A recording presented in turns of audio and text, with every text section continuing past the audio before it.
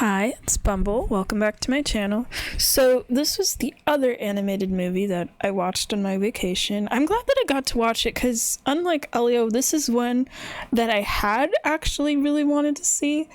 I just didn't get around to it. It was probably in theaters. I kind of forget to just see a lot of things in theaters. I feel a bit bad about that, but also I try to be really picky too because, like, it's kind of pricey now to go see movies in theaters, and it depends if I want to go see them with other people and stuff. But yeah, I always kind of meant to watch this at some point. I'd seen the original Zootopia as well. I remember I liked it, but I saw it all those years ago and I haven't watched it since, so I felt a little bad going into this one because I wish that I had the ability to watch the other one first just as a refresher, because there was things, especially the dynamics between the characters, that I wish I could kind of remember more, because it really kind of just takes place like not too long, it seems, after the I think it's like a year after the first one or something. So that kind of weakened it, but that's also my fault. I was actually kind of surprised by that because when I was looking through the list of movies that were available, a lot of them were like, here's the first movie and its sequels. Like, they had all the John Wick movies, they had like several of the Mission Impossible ones, and it was all in order, nice and neat, and that was great because it's let me tell you, it's sometimes kind of a pain in the ass trying to track down an entire series if it's on like different streaming services or whatever. But they did not have the first Zootopia, they only had the second one. I mean, that worked out for me because, again, that's the one that I needed to see. But yeah, I feel like if I ever get to do a rewatch of this at some point, it would be nice to watch this and the first one back to back. Comparing them a bit, I will say I guess if I had to put it in a sentence of how I felt about this movie, good, but I liked the first one better. I mean, I get that this one is kind of more of like an adventure and stuff, and the two main characters being on the run, but it was really cool with the first one, especially because it's still called Zootopia. In both of these, the movies, I mean, not the location, that the whole city and stuff, you get to see so much of that. That's like the big thing of the first one, of like all these different species of animals that live together and stuff. But then you don't really get to see much of it in this one, which, again, that's part of the whole point with the plot of two main characters being on the run. But I feel like that's part of the fun of these movies, and they do introduce a bunch of new species. This is the one that's about reptiles and stuff. You don't really get to see much of them. You get to see new locations. There's like a village that's like all of these like water animals. It's kind of like a swampy-ish area, and then they end up going to a bar where you see like all of these like lizards and things and reptiles. You don't really see too many reptiles. I mean, on one hand, that is kind of the point, because they're supposed to be kind of hidden away and not allowed into Zootopia. The whole point is like they're trying to be able to let them live in Zootopia, but and they get to at the end of the movie. But at the same time, for the whole plot being about reptiles, I kind of wish we got to see more of them. Like, you see on all the posters and stuff, they have a snake companion that goes with them. And I thought because of that he was going to be more of a main character, but he's introduced actually very late into the story. And he's like the character that the entire plot is based on and stuff. So I really like the snake character. Why am I forgetting all the characters' names in this movie? I really like the snake character, but I wish there was more of him. Because he ends up, accompanying Judy and Nick, but mostly Judy, once it's like the second half of the movie, and he's like with them the whole time and everything. But yeah, I wish we could have seen more of him. I didn't take notes from the beginning of the movie, like throughout the whole thing. Oh wait, no, I'm sorry, I did. I misread. Okay, yeah, I did take notes because I knew for sure going into this that I wanted to talk about it. It's just I was also kind of charging my phone for a while as I was watching the movie, and it was away from me, so I didn't get to write down everything that I wanted to. But yeah, okay, this is like one of the only movies from what I was taking notes for, that I do actually have for the whole thing. Sorry about that. So it starts off, there's this like mayor slash actor character who's this buff horse. Was not expecting his voice to sound like that. He's pretty sure he shares the same voice actor as Kronk, but that was cool. He's not really in the movie a ton, and you find out that like, yeah, he's the mayor of Zootropolis, but he's one of those kind of mayors that was like chosen by a group of bad people and kind of under their orders and stuff, so he isn't really allowed to do much. And throughout the beginning of the movie, there you kind of see these like mysterious figures in the background. Like there's a chase scene. There's actually several chase scenes in this movie. I thought those were some of the funnest parts, honestly. You see these mysterious people in the background, and then they turn out to be the characters that are really important for like the second half of the movie, which is why they can't be there for the whole thing. But it's also like, but I'm glad I noticed there's like, oh, these mysterious people that are just kind of around, and they're kind of a little, sometimes we're kind of tricky to spot, but I'm glad I noticed about that. The music in this is good. I forgot about Shakira's character. She like voices a gazelle that's like the pop star of the city. I think she was more in like the first movie, but she's in this one where she gets to sing a new song. But yeah, the stuff with her is cool, and just like a lot of the instrumental music is also really good. Like there's this opening chase scene where it's Judy and Nick, because Nick is now part of the police force and stuff, and they're chasing somebody, and there's this music that has all these horns and stuff, not like horns and animals, but music horns, and that was really cool. So then you get some more background. Oh yeah, can I just say, I kept forgetting that the city is called Zootropolis and not Zootopia. So why are the movies named Zootopia then, unless it's supposed to be like a animal utopia, except it's kind of not, as you find out in this movie, but I mean also in the other one. I just feel like Zootropolis sounds kind of boring, and Zootopia is like a much catchier name, so I had to really kind of double down with my notes of making sure to write Zootropolis and not accidentally writing Zootopia. But yeah, I feel like the city should be called Zootopia instead, but whatever. Anyway, yeah, Zootropolis, you find out at the beginning it doesn't have any snakes. It's kind of interesting, but you find out why for plot. It's kind of the entire thing with the plot, where they have this new thing where it's designed finally with all these weather conditions for a bunch of the animals. They can have like camels and stuff now, and like polar bears and things. I mean, I think they already did have polar bears, but you know what I mean. And I was thinking, wow, it barely now happened, but that also relates to things you really kind of learn more of the plot once it's like kind of the second half of the movie and the snake character gets like properly introduced and stuff. So I have to like wait a while into my notes to like really talk about that.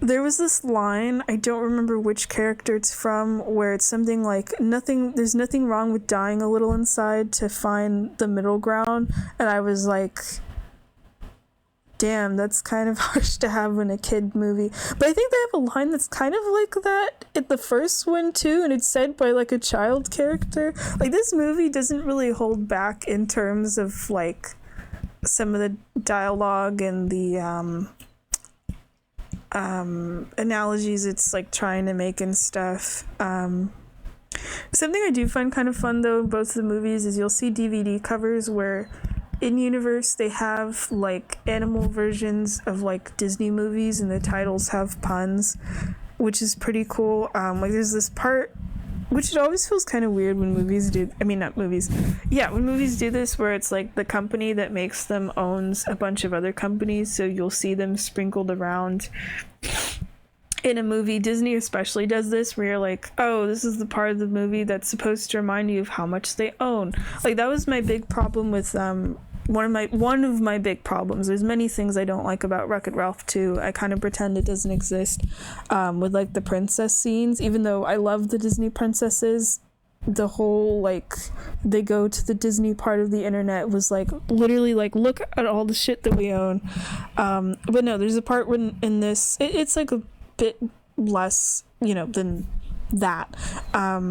When Nick is in his apartment or something and he's watching Hulu, which of course also has its animal equivalent name or something, and it's all of the movies on there.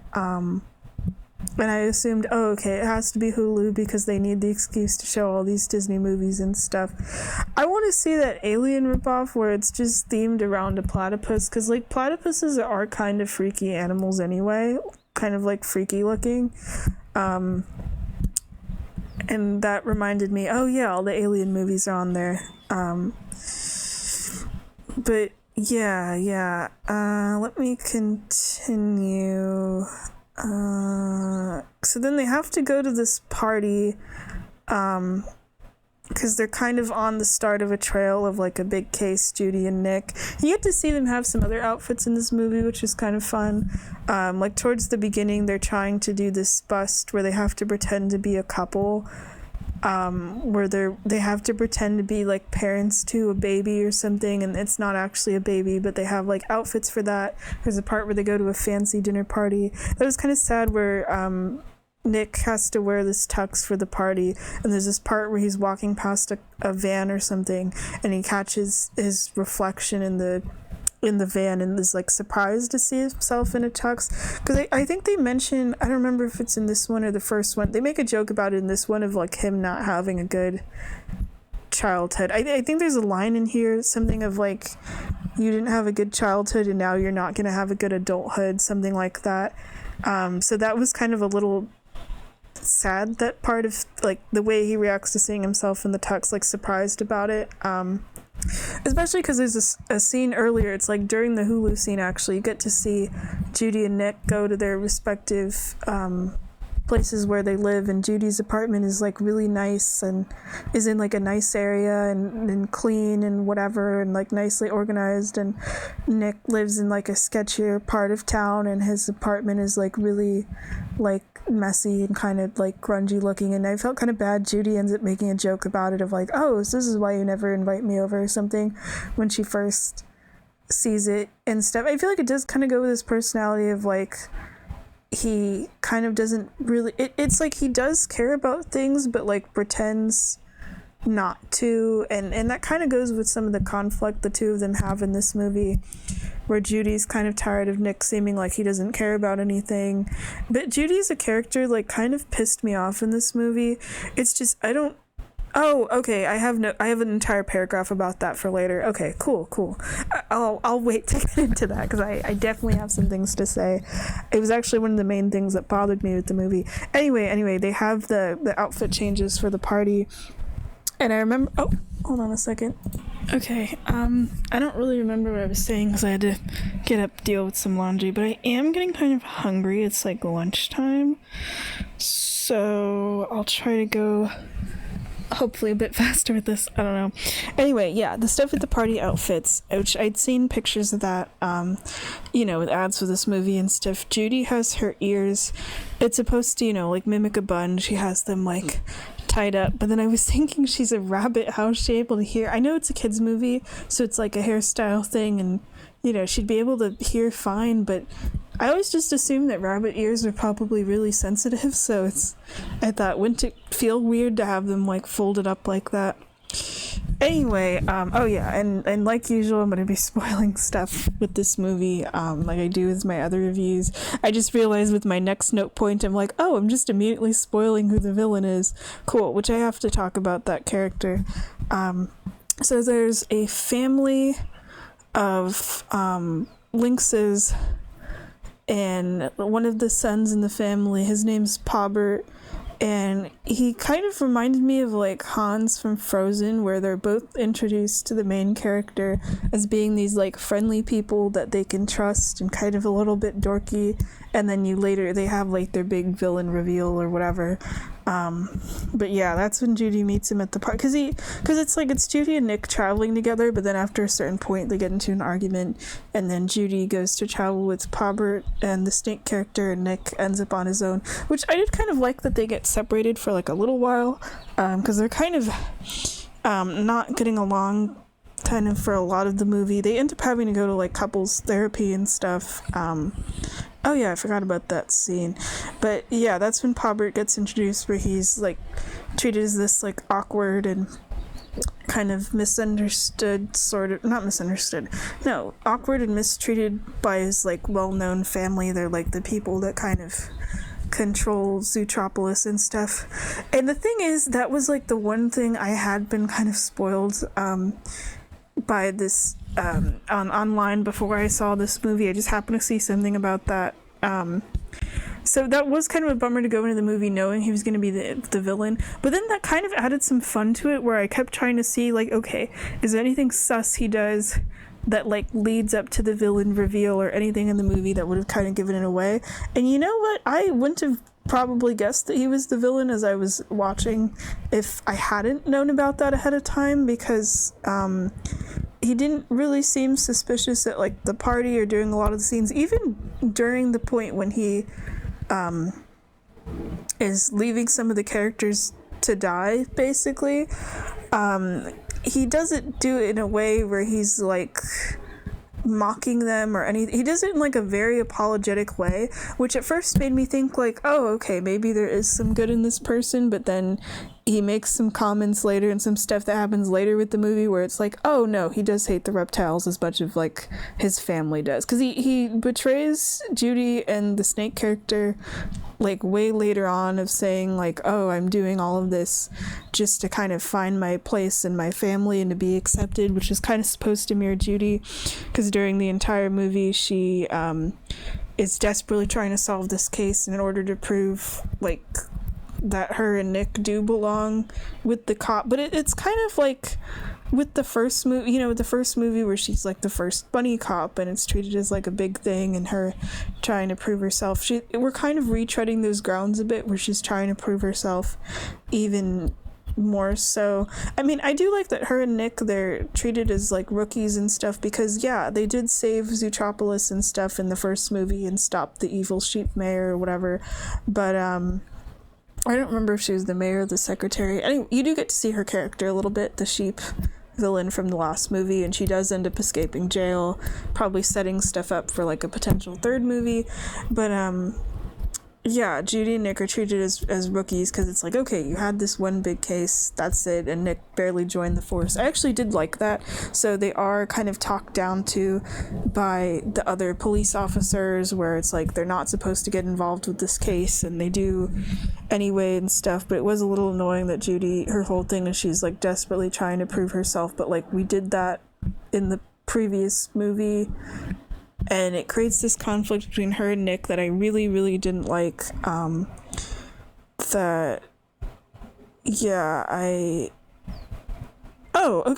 guess I had that paragraph about Pobert later on. I wasn't even reading it, I was just going off the top of my head. But yeah, I did think that he was a good sort of twist villain of like, I mean, maybe there were signs that he wasn't as nice as he seemed earlier in the movie, but I just didn't notice or anything. And you get in it when he's introduced as well, of like, you see the way his family treats him and stuff, and like, okay, that's like his motivation kind of from the start. It just kind of felt like all of a sudden that he ends up betraying Judy. I actually did really like that scene. Actually, they're in this like really cold area, and it is basically like kind of like Frozen, now that I keep thinking about it. Okay, let me go back to my notes. There's this one part, it's just like a little reference to Ratatouille that I thought was kind of cute, where there's this mouse character that ends up on top of a lion character, and the other like on top of his mane, and the other characters are just like, I knew it. And it's just like a little bit, but that was kind of cute. I love Ratatouille, honestly, but I'm glad that's kind of really the only big of, besides the whole Hulu scene, of like, oh, reference to other Disney movies and stuff. So I'm glad it was just kind of that. Anyway, and then you get this sort of reveal of like the snakes didn't do anything wrong because the not just the snakes, it's like a specific family of snakes, but also reptiles. They have their own district that's been hidden in the snow, and basically these Lynx characters are trying to kind of erase any evidence that these people existed, and they're not allowed to live in Zootopia and stuff. And that the snake character that Judy and Nick think, not that he's the villain, but they just think like, okay, you're kind of a suspicious character, that he's actually trying to fight the villains and set things right, basically. And then Judy and Nick, they're treated as fugitives due to a misunderstanding, and from like then on, they're just kind of on their own for like a while in the movie. But they get some companions. They get the snake character. They have Pobbert for like a little bit until he's revealed to be the villain. But there's also another character who's a beaver. Her name's Mabel. She's like this eccentric podcaster. She's supposed to be, I guess, like the comic relief character, but I didn't really find her funny. I kind of liked her a little bit more as the movie went on, where she's kind of just not as energetic and stuff, but I'd first found her kind of annoying, and I'm like, oh, okay, I guess this is going to be the character that I don't like in the movie. But anyway, you get some new environments. There's like a marsh environment. There's, you get to see dolphins and seals and walruses, and basically, because it was something I was thinking about the first movie where I'm like, damn, there's a lot of mammals. Where are all of the like aquatic animals, unless the city's not made for them to live in, which is true that it's not, but that was cool that you get to see those, because like reptiles were like the big thing that was like in all the marketing and the snake character and stuff, but it's cool you also get the aquatic characters and basically like a lot of like non-mammal characters, though now that just makes me think of like, where are the birds? But that also makes me worried for any potential sequels, because like with the first movie, it was like the predators versus prey, and it's like mostly mammals in there and stuff. It's like fights between mammals. And then with this one, it's like the big thing is like, we gotta let the snakes live in Zootropolis and stuff, and fighting to get that. And then are the sequels just going to continue of introducing new animal species but going through the same plot lines of like, we have to let, you know, figure out how to get everyone into Zootropolis, which I think is cool, actually. I think this movie, because like this one and the first movie, I mean, they're using animals as like the way to do it, but there's like a lot of themes around like race and racism with these movies through these animals. I feel like those themes are handled better in this movie than the first one, so that is something I will give this one credit for. You especially get into that with like the reptile characters not being allowed to live in Zootropolis, and they have to live in their own district, and the whole thing of like the Lynx's characters being like in power and trying to basically hide evidence that they existed at all and not allow them to live with all the other animals and stuff. Something else that was kind of interesting is characters keep assuming that Judy and Nick are a couple because they keep mentioning about like an anniversary, but it's specifically the 1-year anniversary of them on their big case and becoming friends, not like a romantic anniversary. And there's parts where they have to like pretend to be parents, and they go to partners therapy, but you could partners as a word is used in like police officer partner, like partners in your job, which is how it's used here, but it's also used a lot by people now as like romantic partners. So there was a lot of things in this where it's like just kind of, it's like they're trying to push far enough of like, yeah, in universe they could be like a couple, like a romantic couple. It's kind of how it's treated by the story.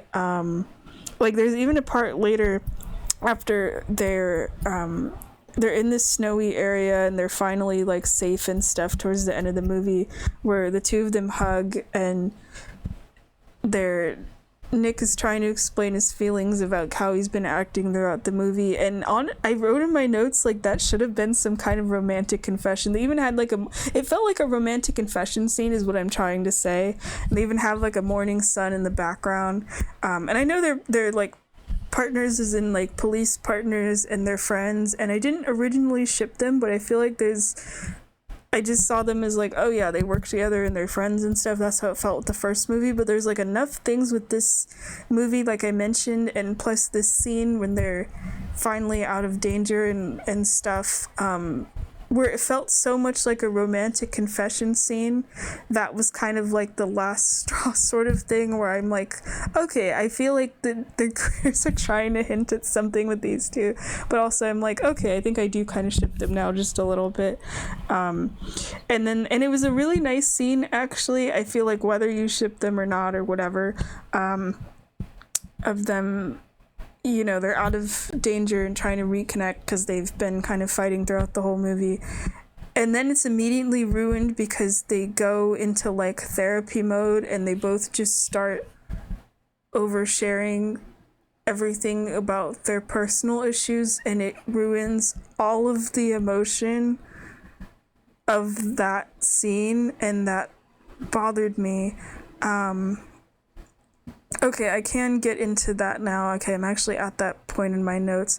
Judy, to connect with this, Judy as a character in this is really frustrating and probably the main thing I didn't really like about the movie, where Nick is treated as like this sort of being in the wrong all the time, but also almost in like a comic relief sort of way, by other characters, of being treated as like, oh, you're the person who's not making the right decisions or whatever.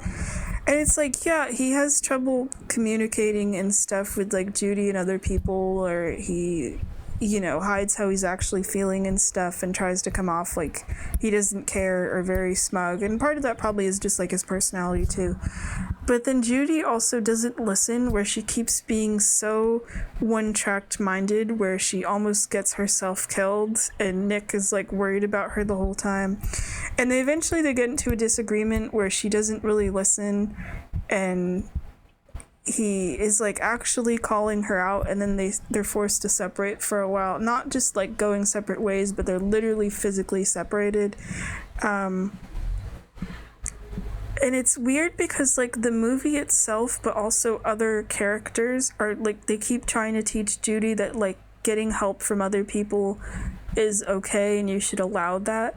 But the thing is, even by the end of the movie, she doesn't seem to learn any of those lessons at all. Like I mentioned, they have that scene later where Nick is like kind of apologizing to her or something about like how he's been acting, and then you think like, okay, they're going to turn it into a nice thing where she's going to apologize too and admit that she was wrong or whatever, or just at least say she's sorry. And then it turns into this whole bit where they just start oversharing as if that's some kind of substitute, and it's not, and she doesn't learn anything. And I was like, what? And I was thinking like, why is it that only Nick needs to apologize anyway? I mean, he has his own issues as well, but I feel like Judy was the one that was more kind of going through stuff throughout the movie, and the fact that she never apologizes to him at all for anything with her behavior, even after they have an entire scene in the middle of the movie. It's like after they go through this giant like water slide thing, he like has an entire scene of calling out for it, and she just never says anything about it, because they go through this water tube thing, and she doesn't listen to him. It's that she keeps ignoring him, where a character gives them a warning of like, hey, don't go through this specific slide, you're going to run out of air and drown, and she just hops in even after Nick tries to warn her. And then they go through the tube and Judy starts running out of air, and just they're like chasing this, oh yeah, the snake character's named Gary. I finally reached that part of my notes. Yeah, his name's Gary. They're trying to chase Gary, and Nick has to grab Judy because she's like literally drowning at that point, and saves their lives. And then, you know, is like really kind of freaked out because, you know, they almost just died and everything, and he's trying to tell her like, hey, you need to be more careful, we literally almost just died.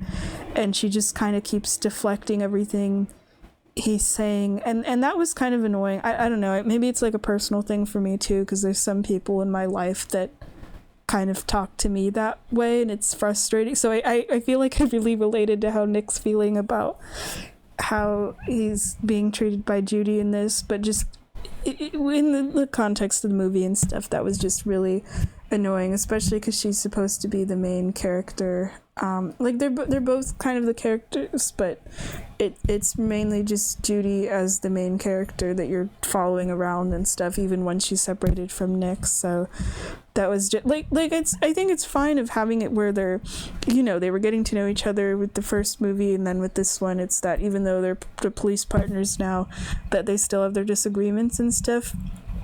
And it's fine that they both have their issues and everything, but it just felt like Judy had more of those problems in this movie, and the fact that she's almost just never really held accountable or learns anything was just kind of more frustrating than anything else. I just needed to get that whole little rant out of the way. But yeah, anyway, let's talk about Gary and something more chill. He's a cool character.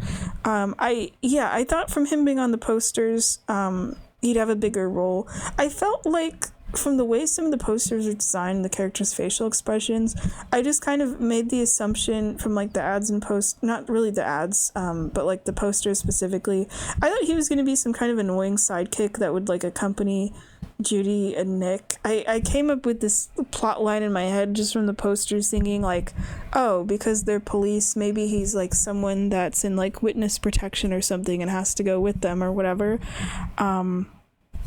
But instead he's actually with Paubert for most of the movie until Paubert's like betrayal, or unless Gary's being like betrayed. It's kind of weird. Like you meet him proper in like one scene, and then him and Judy are like betrayed and stuff. But he's a really sweet character. He's like very positive, and he's part of the main group till the whole end of the movie, where he's just trying to, it's stuff related to his grandmother for the plot basically, and he's just trying to set things right and everything, and he just wants to be able to see his family again, because they're from this like district of snakes that's separate from Zootropolis, and his family is still there and they can't leave, and Gary had left to try to get things, and he does set things right, and he does get to see them at the end, which is really nice. And I feel bad for him because like a lot of the characters, especially the lynxes and stuff, keep like racially profiling him because he's a snake, and he tries to save Judy at one point. It's after like the Paubert betrayal where Judy's like dying from snake venom, not because of Gary though, and the police show up, and Gary's trying to tell them like Judy's in danger and she needs the antidote, and they think, because he's a snake, that he's like trying to kill her, and is trying to like separate the two of them. So you really feel sorry for him throughout the whole movie, but like that's also the point of it as well. And then the music gets like very dramatic. There's like this very dramatic scene where it's Nick and Gary, they're trying to save Judy and stuff.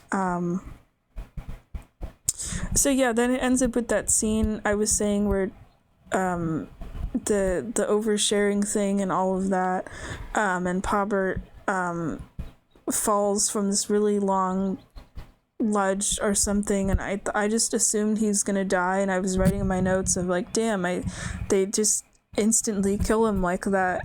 But then you find out he survives the fall, and then the movie actually continues. It's set up in a way of like, oh, okay, I guess the plot's over or something, or it's not really. They didn't really finish stuff with the story, and I thought, oh, okay, I guess it's gonna probably end there, cool. But then it continues, and it turns out Paubert's fine, and then you just straight up get references to The Shining, which was kind of crazy.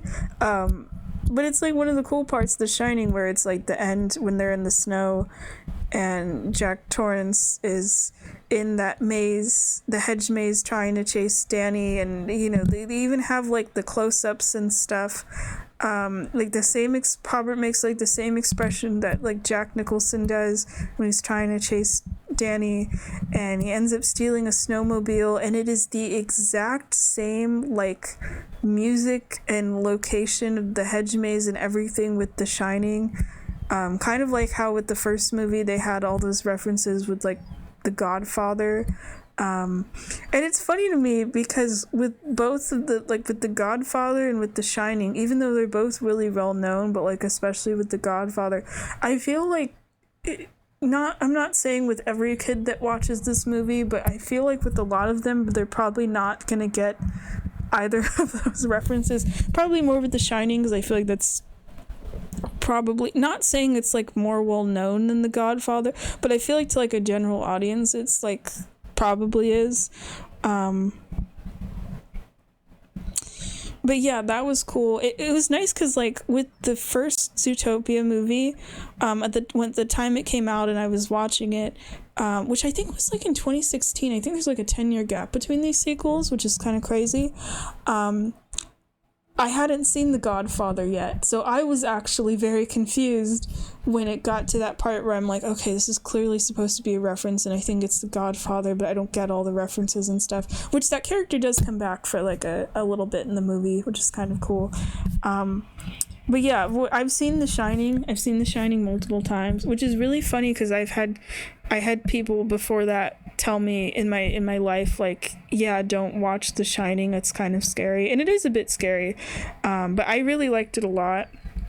But yeah, I understood the references, which it's only that part with the hedge maze. They don't really have anything else. They don't have like the Overlook Hotel or any of that stuff. Oh yeah, I didn't know you could say the word dirtbag in a kid's movie.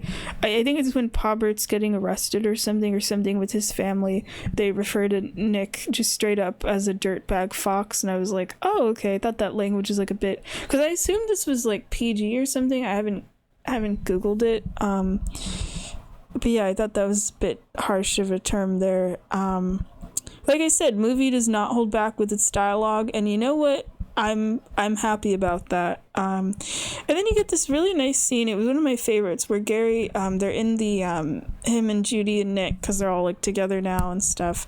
They're in the Snake District. I don't remember what it's called, and it's all all the houses and everything are covered in snow, and Gary ends up inside of his grandmother's house and is looking through it and seeing all her family photos, and there isn't any dialogue in that scene. It was one of my favorites. I thought that was like perfect for that, actually, because you learn all this stuff about Gary's grandmother, where she's the one that originally invents the weather thing that's now being applied to Zootropolis, where all the animals are able to live together and stuff with the weather effects and everything. And his grandmother had patented it, and someone in the Lynx family ends up destroying that patent or something, or trying to destroy it, and basically taking the credit for that idea, and it's how that family ends up rising to power. And I think they try to kill Gary's grandmother. It's something like that, but she ends up hiding the original patent, so then Gary ends up finding it, and then the movie kind of tries to wrap up from there of like, oh yeah, the patent's been discovered, his family's able to come home, and the reputation of the reptiles, but specifically that one snake family's kind of restored, basically, and the grandmother, I think her name's Agnes or something, ends up getting like the credit that she originally deserved. But it's nice that the snakes, but also a bunch of the other reptiles, get to rejoin the Zootropolis society and everything. I don't remember if the same is for the water animals as well, like the seals and dolphins or stuff, probably.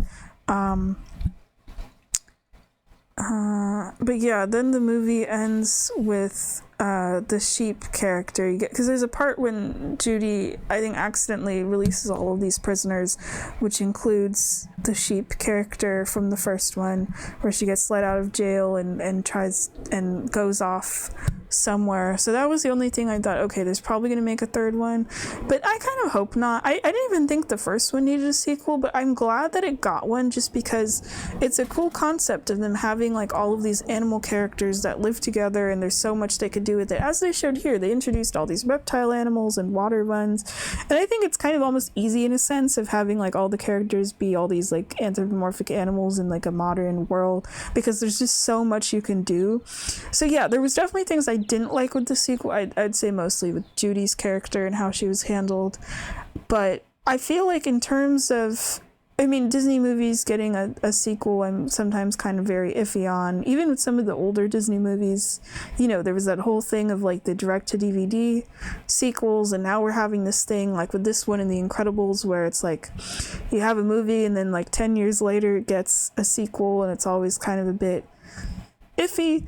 But I think this was one of the better ones, honestly, where I wouldn't have guessed it was one of those that they made like years and years and years later. It is just kind of strange they waited so long, because I remember Zootopia was like really popular when it came out, so I'm surprised it took so long. Maybe it was delayed. Not that I was expecting a sequel, but it was like a nice surprise. I still like the first one a bit better. I kind of want to rewatch it again, but there was some things like how this one handled more of its more serious themes that I do think this movie did better than the first one. But I think it was a fun watch. I actually really liked it. I'll probably watch it again at some point.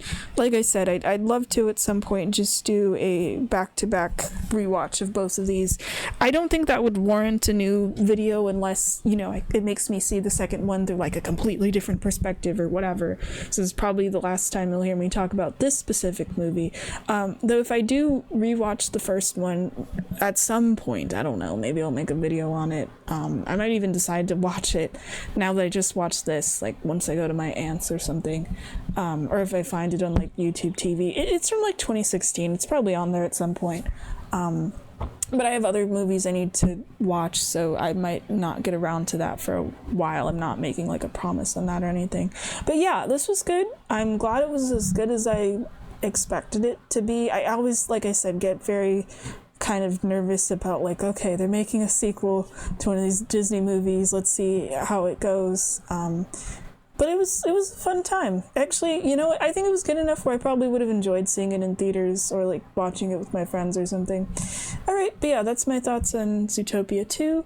Thanks for watching. See you next time. Bye-bye.